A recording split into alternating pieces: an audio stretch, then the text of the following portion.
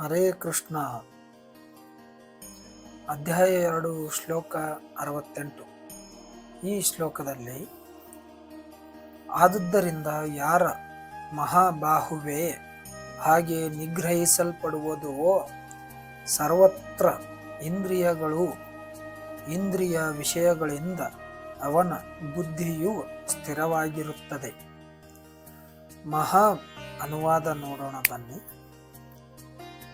ಮಹಾಬಾಹುವೇ, ಈ ಕಾರಣದಿಂದ ಯಾರು ತನ್ನ ಇಂದ್ರಿಯಗಳನ್ನು ಅವುಗಳ ವಸ್ತುಗಳಿಂದ ತಡೆಯುತ್ತಾನೋ ಆತನು ನಿಶ್ಚಯವಾಗಿಯೂ ಸ್ಥಿರ ಬುದ್ಧಿಯವನು. ಭಾವಾರ್ಥ ನೋಡೋಣ ಬನ್ನಿ.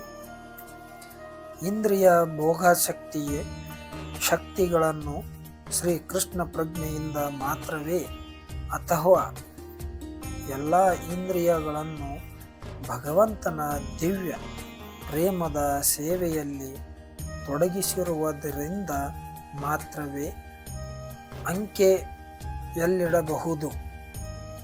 ಶತ್ರುಗಳನ್ನು ಅವರ ಶಕ್ತಿಗಿಂತ ಹೆಚ್ಚಿನ ಶಕ್ತಿಯಿಂದ ನಿಗ್ರಹಿಸುವಂತೆ ಇಂದ್ರಿಯಗಳನ್ನು ನಿಗ್ರಹಿಸಬಹುದು. ಇದು ಮನುಷ್ಯನ ಪ್ರಯತ್ನದಿಂದ ಸಾಧ್ಯವಿಲ್ಲ.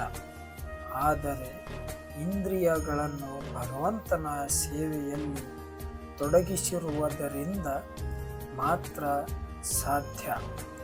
ಶ್ರೀ ಕೃಷ್ಣ ಪ್ರಜ್ಞೆಯಿಂದ ಮಾತ್ರವೇ ಮನುಷ್ಯನು ಸ್ಥಿರ ಪ್ರಜ್ಞನಾಗಿರುತ್ತಾನೆ.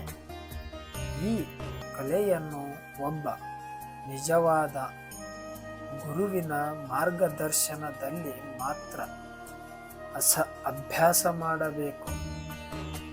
ಇದನ್ನು ಅರಿತವನಿಗೆ ಸಾಧಕ ಅಥವಾ ಮುಕ್ತಿಗೆ ಯೋಗ್ಯನಾದವನು ಎಂದು ಹೆಸರಿಸಲಾಗಿದೆ.